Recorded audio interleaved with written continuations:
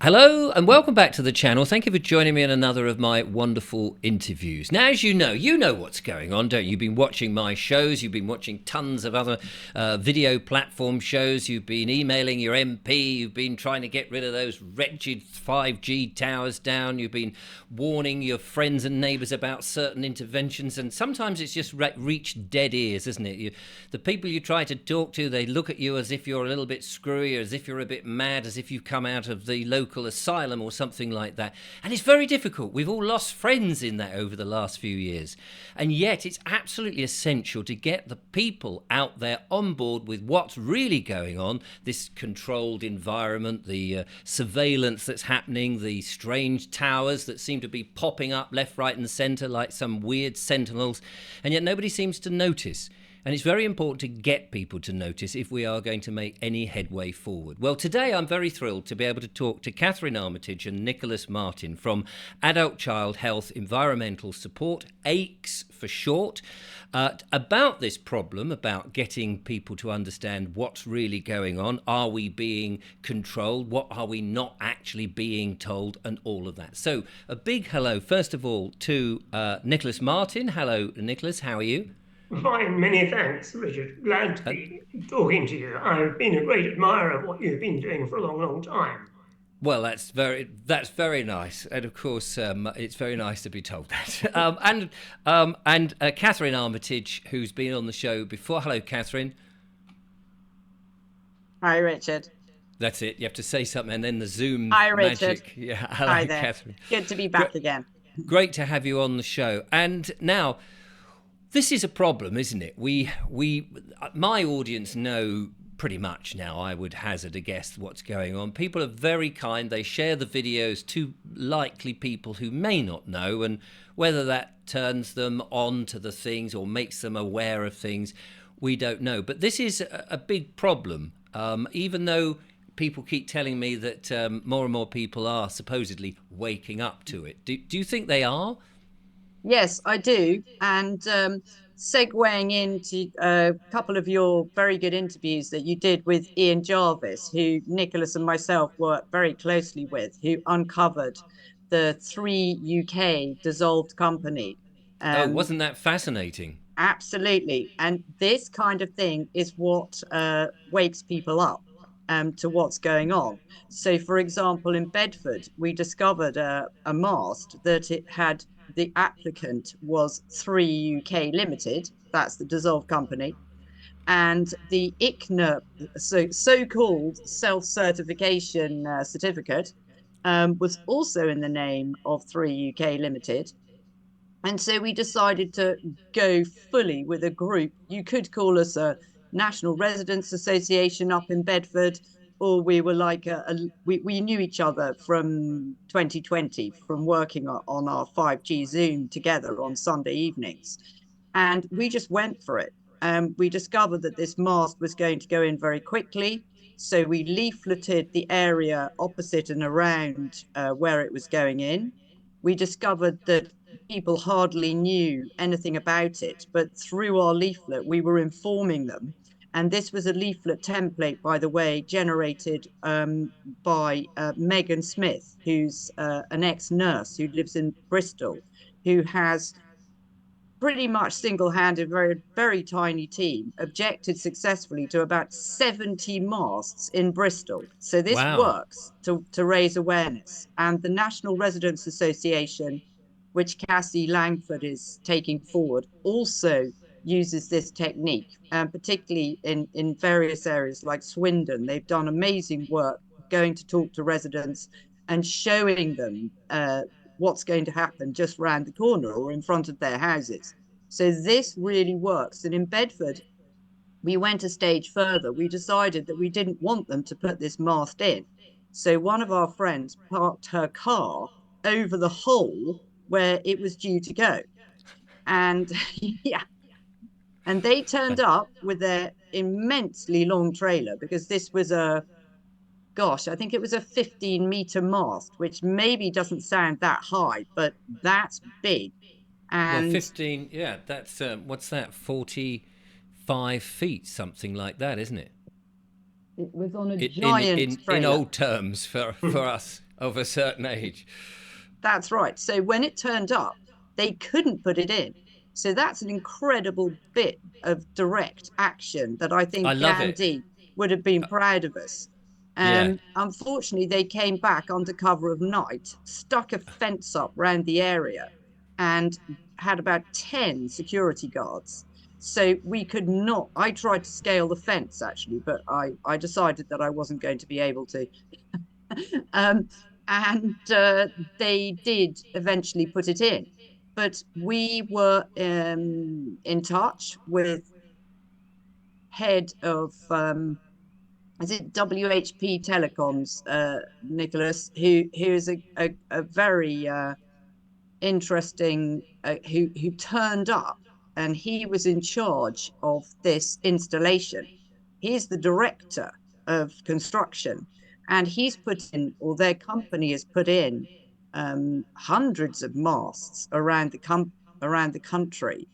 And I said to him, "Do you know what you're doing? Do you know what this is?" And he said, "Oh, yes, it's like a rainbow, and 5G is somewhere near the top of this spectrum. And don't worry, it's not going to do anyone any harm." Hmm. Mm. Well, I I'm think like, that's the And sort of thing we get, Richard. yes.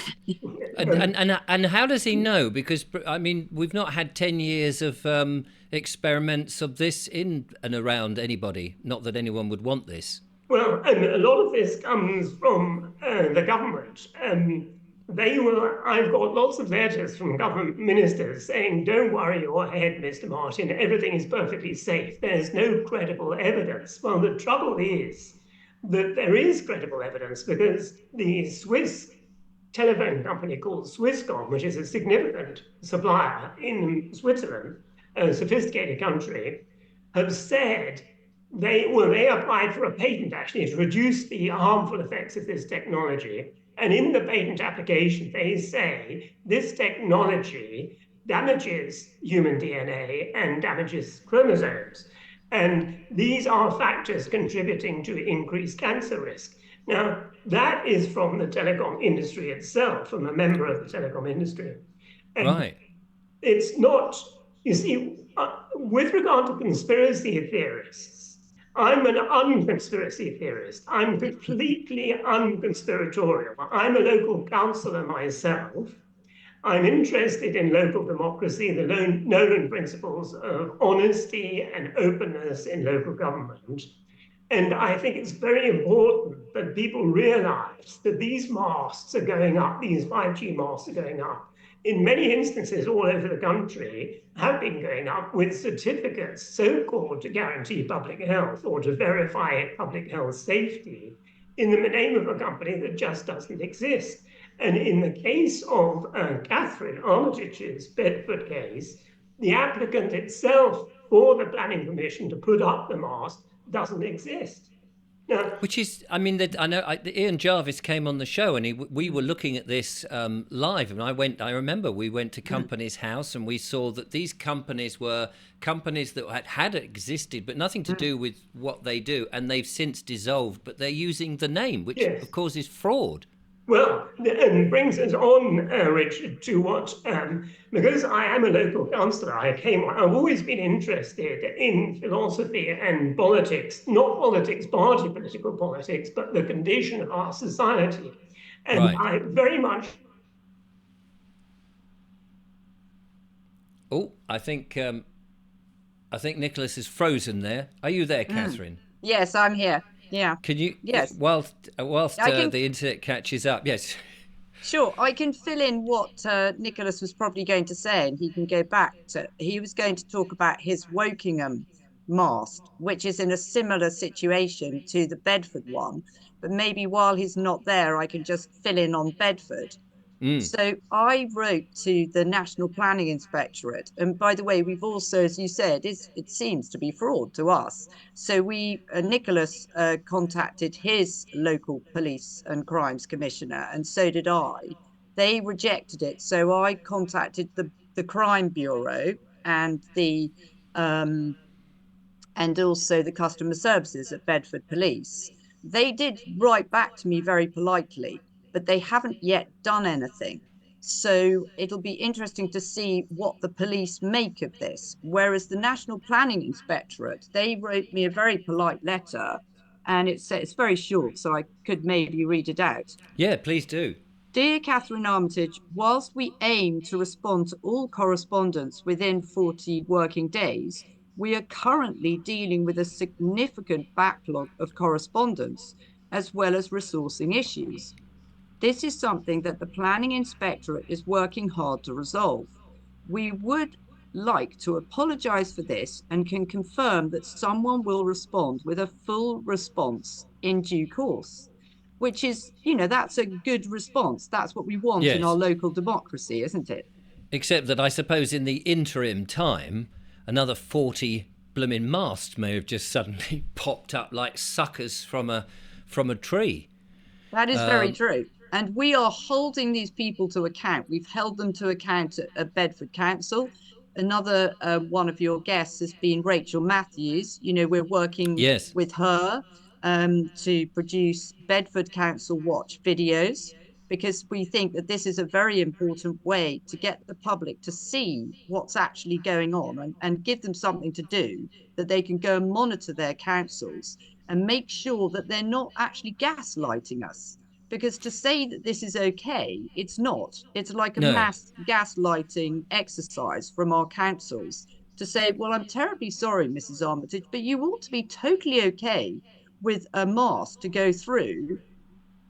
Yeah. If I was to apply for a driving license in the name of my grandfather, which is an example that Nicolas uses, they wouldn't accept it.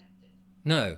I made a video about a few weeks ago talking about 5G, and wouldn't it be a good idea to get some stickers put up that just simply says danger, lethal radiation, and just whack them on it as if they are official stickers, but in big letters, so you don't have to walk up to the thing and get vaporized by these things. And so people start going, that's interesting. Why are they putting up something that has lethal radiation on it?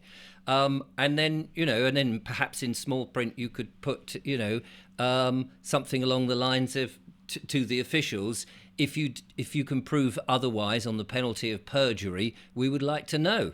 Great idea. I think some of those kind of notices have been put up. I know in Totnes they put up something like that, and the NRA, the National Residents Association, have certainly discussed that kind of idea. I think it is a way forward to raise awareness, as you said.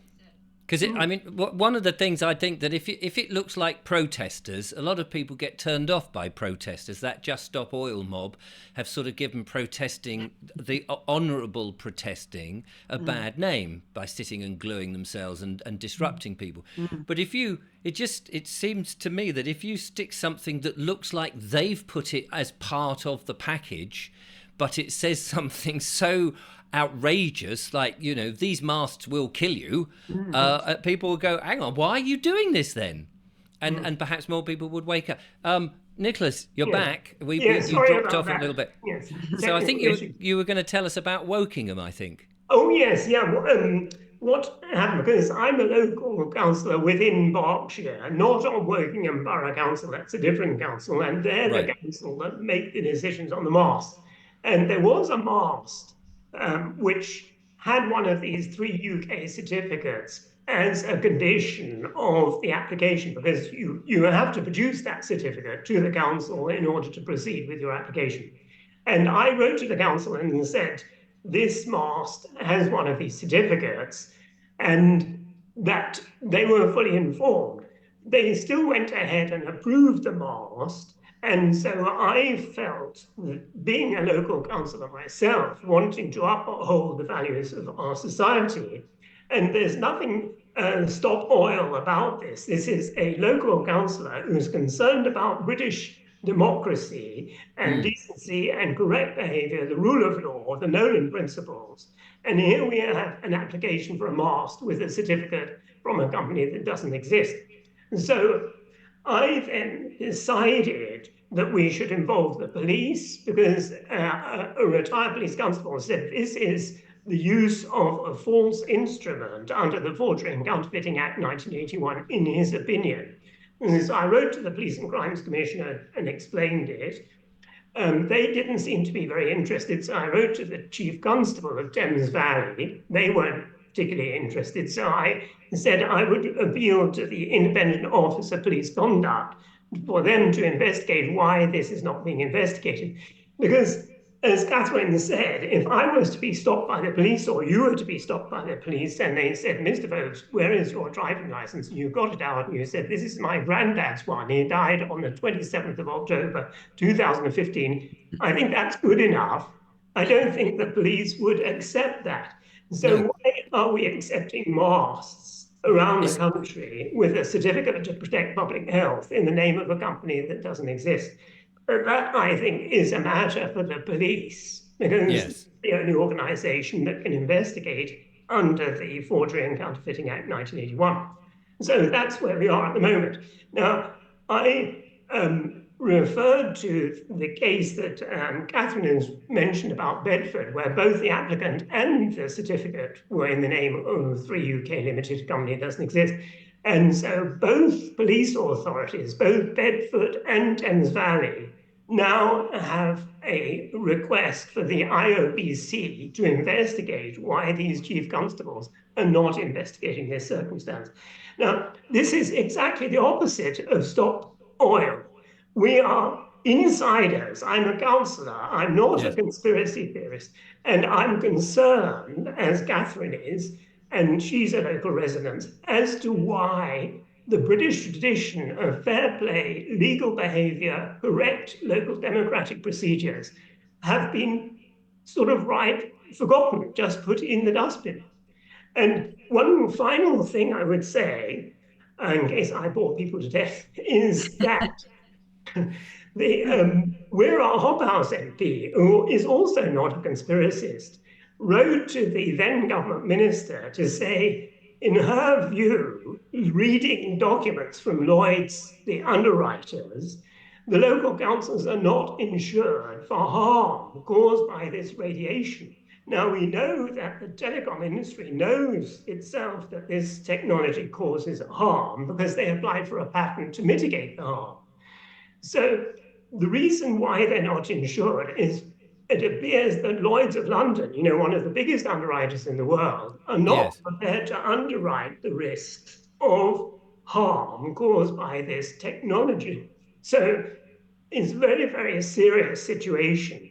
Now, my view is, you remember Prince Andrew, who he's not coming around the country opening up shops or smiling to people anymore, because the people know that he was connected with Epstein and Maxwell, two of the worst pedophiles the world has ever seen, in the same category probably as Jimmy Savile. I don't know the details, but let's say that they might be in the same category.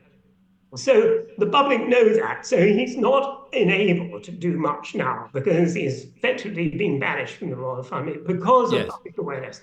The same with the the post office scandal, which suddenly cleared up once the public were fully informed. Once the public are fully informed about 5G, that'll be the end of it. It's fundamentally different from 2G, 3G, 4G, which is radio wave technology. 5G is beamforming and doesn't behave in the same way as 4G and is an entirely different technology. And once the people understand the harmful nature of 5G, it'll be the end of it, just like it was with Prince Andrew, because we can operate with 4G perfectly okay. And we're doing it, we're doing it now. Yes, exactly. We're already doing it. And I dare say people could tweak it and improve it, but within the safe limits that we understand it to be. And even they are questionable. Certain, people are worried about keeping their phone close to their head and things, but we can mitigate against all that. But 5G is beyond that, as you so rightly said. And the fact that you cannot get any indemnity insurance against it. And so one person being affected is bad enough, but if it's radiating out and affecting 20, 30, 50, and then you times that by however many towns and villages that these things are in, you've got an absolute human disaster going on, and nobody is going to be taking the responsibility for it because the companies don't exist. That's a very, very good point, Richard. The Nokia, which are involved in the supply of 5G antennae, produced a website, and on it you could read that a single 5G mast can cover hundreds of square miles. Now, the ICNO certificate that 3UK Limited is supposed to show conformance with details that if you've got a pacemaker or some electrical some metal fitment like a filling or a hip replacement, something metal, then you're not covered by the ICNO so-called safe guidelines. Now, that means that the council should be surveying all their people, because a mast can cover hundreds of square miles, all the people, to find out if they've got a pacemaker or any other metal implant or metal factor in their bodies.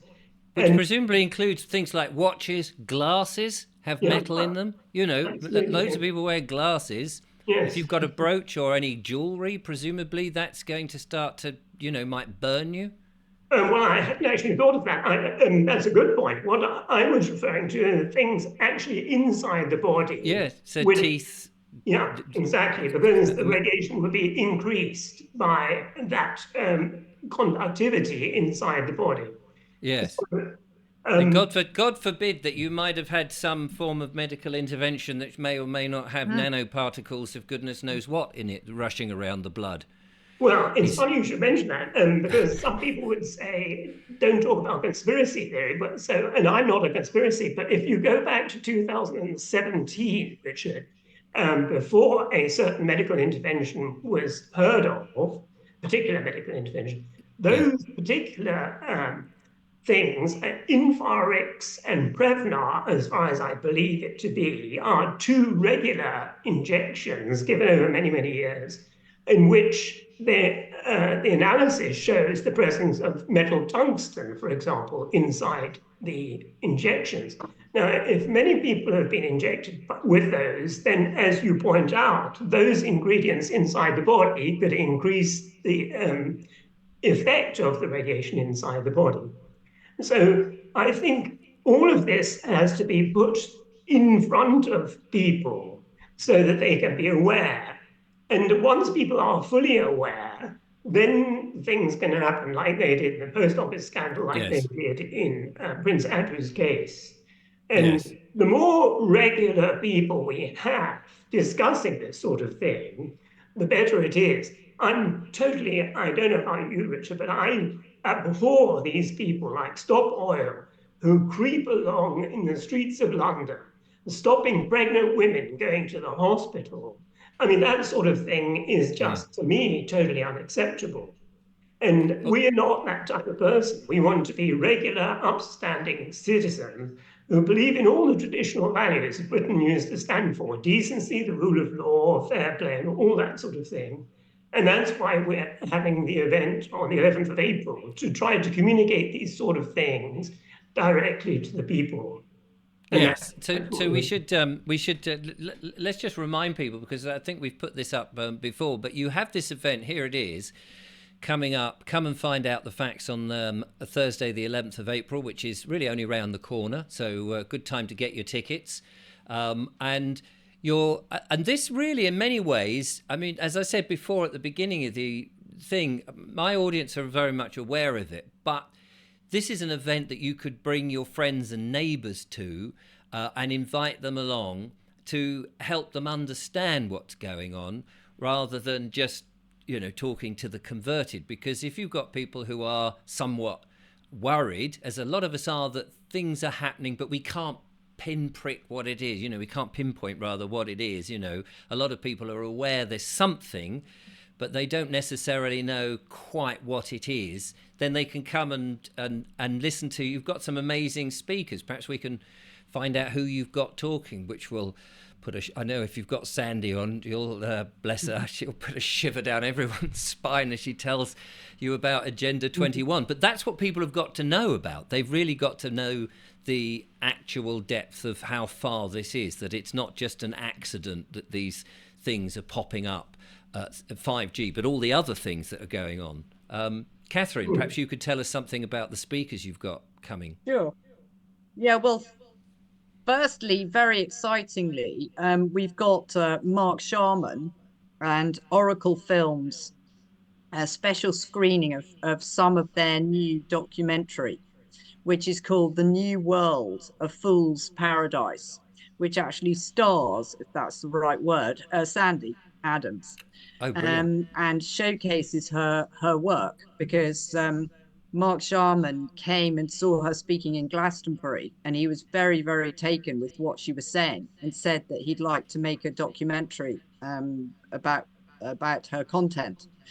And he was the director of broadcasting at Sky TV, and he was also head of Sky News and Sport at ITV. At ITV.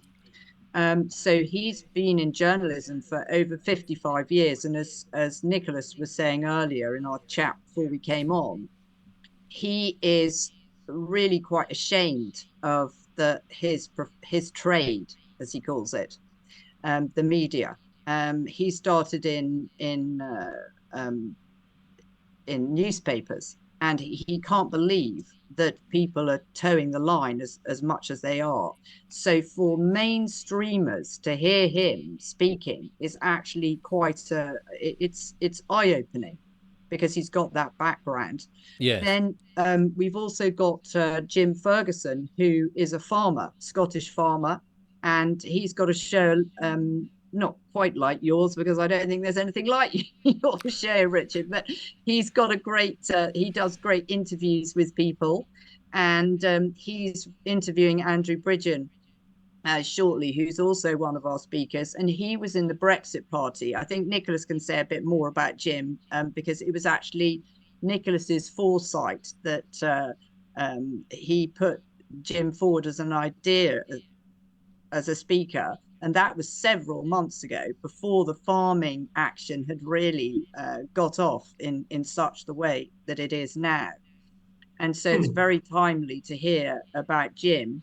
And then we've got Tess Laurie from World Council for Health, and we have got another couple of surprise speakers, and there will be a question and answer session. So people who have got questions, they can submit those, because we feel it's very important. Last year, Nicolas organised, under the banner of AIDS, a very good event, also in central London.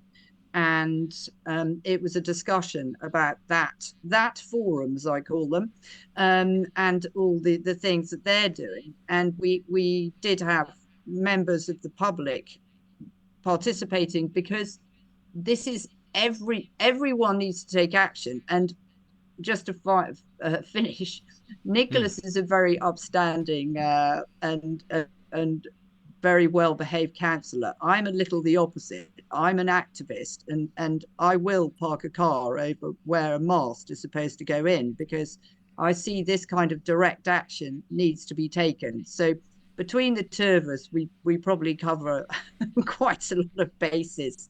Yes. I was just wondering if there's suppliers of quick drying cement. Yeah. For no other reason, but if you see a hole, like there's so many potholes in the world at the moment, just a bit of quick drying. Now, not any damage to anything, but if you were trying to put something up and it would been filled in very courteously by law-abiding people, that might be something to think about. Yeah, I have to say that, as you see, my approach is more about awareness. You see, I'm firmly operate within the laws in the UK. Yes. Because I want to be an insider, not an outsider. And right. A couple of things which you might be interested in, Richard, which shows you what I'm driving at. A few years ago, Borden Down, which is a chemical laboratory, where they develop things, all sorts of terrible weapons to blow us up and off the face of the earth, they decided to launch anthrax on the unsuspecting commuters on the London Underground on the Northern Line. And they repeated the same experiment the following year. Now, this is an insight into what AIDS is trying to do.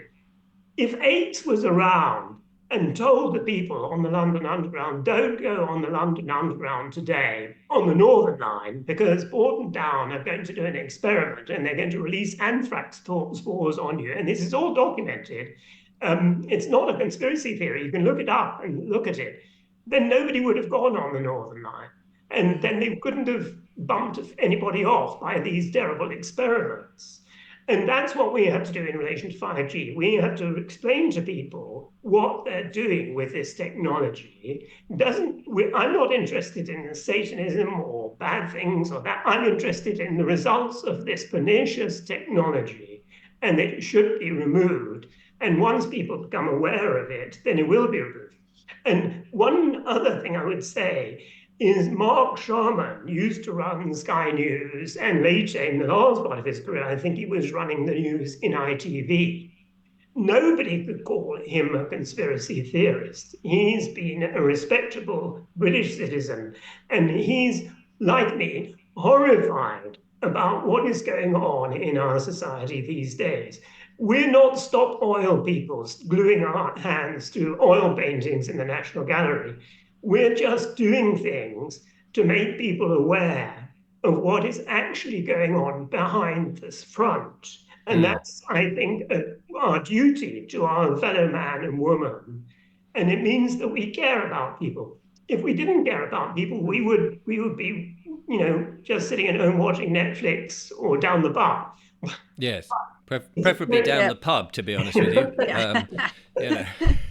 If that was the choice, I'd be down the pub. But it's interesting. I mean, just on that front, about nobody's asked for these masts of this, this super technology. I could understand if there was a huge outcry from people, ordinary everyday people, who are going, do you know what? I can't get Netflix quick enough, and I can't download enough videos in a day to watch, that we need these masts of 5G, which is supposed to give us this super wonderful technology. And I need to have cameras surveilling me left, right and centre and communicating. And I need to have trees cut down so that these masts can have line of sight all over the place.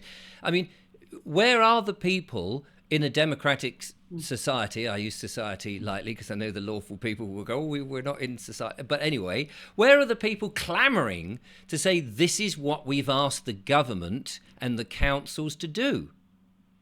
Well, they are there.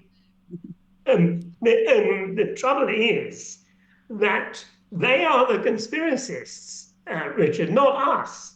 They are conspiring against the people, saying, don't worry, it's perfectly safe, Richard. If you've got a 5G mast outside your house, there's no credible evidence that it will do you any harm. Well, that's basically untrue. And the other thing is 5G is what's called point-to-point technology. It's transmitter to transmitter. It's not transmitter to mobile phones. So the signals people are downloading Netflix with, going faster and faster, is isotropic 4G radiation getting faster and faster. It's nothing to do with 5G whatsoever. Right. If all the 5G antenna was simply removed, people would be communicating as we are now in exactly the same way. And you're quite right. People can be educated to hold their 4G phones away from their head on speakerphones so they don't get brain tumors. They can be educated to do that. But they can't be educated about a collimated beam, transmitter to transmitter, because those beams shouldn't be there. It's as simple as that. What I mean, people often call us people who talk like this tin hat foil wearing things, and I just wonder if the supermarket shelves were to had a run on tin foil and people climbing poles, wrapping tin foil around unwanted transmitters, might have the effect of actually blowing up those transmitters, like putting a baked potato in a microwave wrapped in tin foil. It's not going to do the microwave much good. A baked potato may not survive either, but I just wondered if, I mean, I'm not suggesting for one moment, please, that anyone try this, but I'm just wondering if that would be, if wind blew up tin foil and wrapped it around certain things, whether that would mitigate problems. But anyway, I just throw that out there as a stupid idea, as I have many of them. I can't comment on tinfoil hats and all that, but I can comment on your point about the radiation from these masts. The telecom operatives, they're warned not to spend too long in the mast area. Now, they wouldn't be warned if it were perfectly safe. Well, exactly. And so that shows you exactly what's going on. The second thing is, and I find it astonishing, the guidelines that these certificates that you spoke to Ian Jarvis and what we've been talking about now say that these masts have to obey 1 milliwatt per centimeter squared. Now, in France, and this technology is international, there was a mast array, including 4G and 5G antenna, and the combined output of that mast was 47 million milliwatts, the potential output of that mast. Now, given that the certificates in the name of a non-existent company have been used to say we conform with the ICNIRP guidelines, the public, once they know what's going on, should press their councils to say, would you get the output from these masts, the detailed antenna design, to find out exactly what the output of that mast is, and does it comply with 1 milliwatt per centimeter squared for 6 or 30 minutes? Those are the ICNIRP guidelines. Now, the councils say, we don't have that responsibility. All we need is have a certificate. And it appears they're quite happy to accept a certificate from a non-existent company. But we come back to the driving license. The police wouldn't be happy if Richard Vobes supplied a driving license from his grandfather who died. Yes. Exactly. So these are points which have to be made to the public so they can understand that it's most unlikely that a power output of 47 million milliwatts is going to comply with an ICNIRP guidance of 1 milliwatt per centimeter squared. And these are things which people's awareness should be driving the councils to look into. Maybe people should be writing to their council to ask them to provide, just as they have very kindly provided wheelie bins for the rubbish, that they provide some anti-radiation suits that people can now live in if they've got one of these things. I mean, because if thousands of people were saying, yeah, okay, stick your mast up there, but I need at least one set for the family and a spare for each child, the equivalent of whatever that is, a hazmat suit or whatever it is, and Geiger counters, please, to know when it's safe to walk outside. And I mean, I know these are silly ideas, but sometimes you've got to approach these things in a somewhat daft way, so that if your neighbour saw you coming out with a hazmat suit on or an anti-radiation suit with stickers on it, and they'd say, why are you dressed up like that? Well, haven't you seen they've put a radiation mast out there, and I don't want to be fried, thank you very much. I'm making a comic joke about it, but sometimes comedy is the way to also raise people's awareness. So let's go back to let's just remind people then, they can come along. It's at the Emmanuel Centre in London on the 11th of April from 4:45 to 9:30. You've got some amazing lineup of speakers there. Tickets are available, and I'll put a link in the description if I can get my words out. Let's just have a look at your website as well whilst I'm here, and put that on the screen so people can go and check all your credentials and stuff. So there we are, ACHES. It's the Adult Child Health and Environmental Support to Protect Human and Environmental Wellbeing, which at this moment in time, we need a lot of that, it would seem. Do we really have a democracy, or is this an illusion? And there is one of those masts behind it. I mean, I think a lot of people don't even know what one of these masts look like. There we can see a poor woman being radiated as she's trying to do a selfie. Not sure what's going to be left of her brain when she sends that, but there is one of those masts. And these things, they are everywhere now. I mean, I've just been up to the Peak District, I've been up to Lancashire rather, and then into Shropshire. And once you start seeing them, you just keep. It's like buying a car. If you buy a red car, suddenly all you see is red cars, isn't it? And this is all I'm seeing now, all over the blooming place. These rather horrible masts. Do you think? Hang on, look, well, I've lost you. There we go. Do you think we've got a chance to get rid of this? Yes, I really do. And just on the back of what you were saying about ICNIRP, I think we're beginning to see so many cracks in their facade that we just have to keep pushing against the door. And this is from the chief planning officer at Bedford Council, and he says, this is what he says. However, to address the concerns raised by third parties, I think he's talking about Bedford residents, regarding the name of the company, the applicant has confirmed that they will submit an updated ICNIRP certificate with Hutchison 3G UK Limited, declaring compliance with the ICNIRP guidelines. So he's admitting that the ICNIRP certificate is actually invalid or is not correct.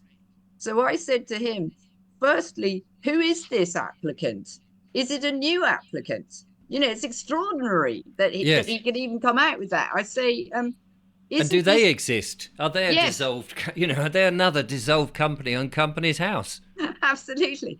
I said, isn't this an admission of the error that the applicant has made? And don't local people have a reason to reject this mast, as the paperwork that was submitted was not correct? And why is it that this head of planning is sticking up for the telecom companies and not for the local people?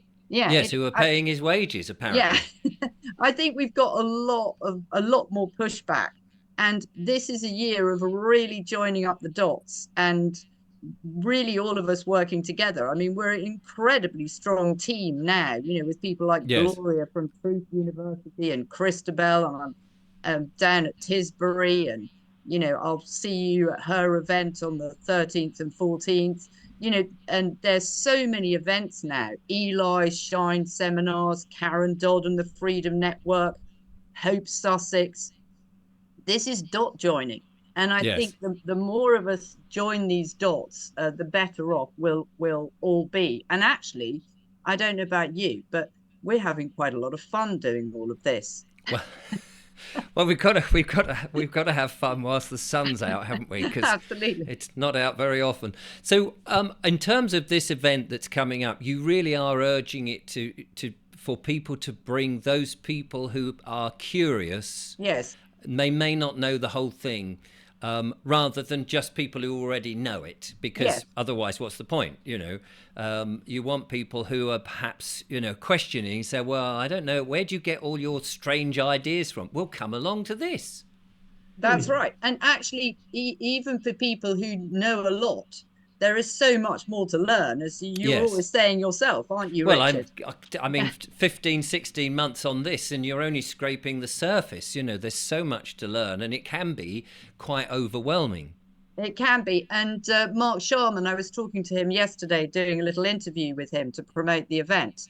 And he said, Katherine, it's a bit like a builder going in to do a conversion in a house. The builder will take off the wallpaper, and underneath all the cracks are exposed. And then behind the cracks is another door leading to something else. And he said that this is actually why it's taken so long to get this film out. He feels embarrassed that he hasn't managed to achieve his deadline, but he just says there's so much more important material to include. And this is the thing. It's like, I think our event is very exciting, and from the point of view of the energy of all the people who will be coming, I saw you at the Emmanuel Centre last year at the Conservative Women, very good event, celebrating dissent, an evening of celebrating dissent. And Kathy Gingell has been very helpful with our event too, and that's another dot joiner. She's got many subscribers to her newsletter TCW, And if we can fill these big venues, people are not going on huge rallies now. There are some rallies. Now it's like a different time. It's a time of education of ourselves and our loved ones and our friends to help them to see more and in a clearly. way, it's very much like going back to the old days where people used to meet in assembly rooms and town halls and reading rooms and that sort of thing, you know, away from everybody else.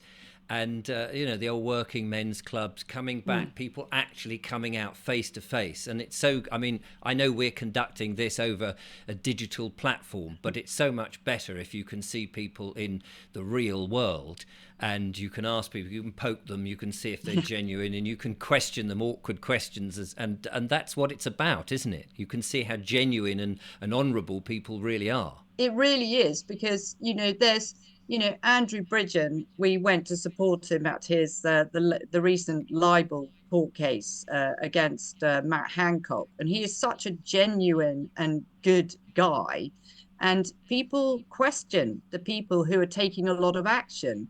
Yes. And yet really we need more of that. It's like there's a lot of reticence, and you know, anybody who met Andrew Bridgen face to face would know that he's a really good guy, and Sandy and all these other people, and Jim Ferguson, you know, Yes. they're doing it because they have a love of humanity, and I think that's what we all share. I mean, just to quickly point out, Jim Ferguson is a successful farmer in Scotland. He used to be in the UKIP Independence Party, you know, against the referendum, but he's a farmer and he's certainly not a conspiracy theorist. Scott McCulloch, who is a leading lawyer in America, he acted for Robert Kennedy's CHD. He's certainly not a conspiracy theorist. And we've got Mark Sharman, who headed up Sky and ITV at one time. None of these people are people who you could call conspiracy theorists. And they're not going around gluing themselves to railings or, you know, doing these crazy things. They're intelligent, sensible people who want to get over to their colleagues in society the truth of what's going on. And once more and more of that flowers out in our society, then the society changes and it becomes a much more decent society than it is at the moment. That's our objective. And a very laudable one, and that's where we've got to get back to, and also put the power back in with the people who make the decisions about what they want in their lives, rather than somebody deciding what they want other people to have. I think that's and more power to you, the pair of you. So we better draw this to a conclusion. But do go along and check that out. Just, are you going to, if this goes down really well, are you going to do more events like this? Oh yes, it's a movement. You know, it's a movement that started when AICS was set up, and there's so much more that we can talk about. I'm sure it'll be a yearly thing, and we've got a very good and very active Facebook page called Society Controlled Not Free. It's up to us. And you know, we also want to host in that Facebook group other people who are doing very positive projects, like Dan Aston Gregory, who's organizing a convoy over to Geneva to stand up to the WHO shenanigans. Yes. So it's again more joining the dots and traveling about, and I'm sure as we go on that convoy we'll meet endless farmers and very, very good people in Europe who and find out more about all the work that they're doing. So I see this is just like the beginning of a journey. It's the AICS Society Controlled Not Free, and it's up to us to take the action. Thank you. Well, there we go. Thank you so much for coming on the show and telling me all about it. And I hope that you have a full house. In fact, I hope that you're even turning people away so that they can come to another event somewhere else. And of course, there are, as you say, there are plenty of these events going on all over the place. And I'll try and cover as many of them as I can. And I'm appearing in some of them myself to give whatever 10 pennies worth that I can bring to it. But Katherine, it's been a joy to talk to you and to share your enthusiasm for helping people. The links will be in the description. Same with you, Nicolas. Well done for being a laudable counsellor. We need more people like yourself. who are able to sort of abide by the Nolan principles and that sort of thing. And more power to yourselves, and hope people turn up. Thank you very much. Thank you. So, Thank you. No, my pleasure. Well, there we are, ladies and gentlemen. Do go along and check out the links. They'll be in the description. And I will be back for more monologues and, of course, more wonderful interviews. Getting back into the interviews. Had a bit of time off with my travelling around. But until next time, thanks for watching from Nicolas and Katherine and myself. Take care and bye-bye.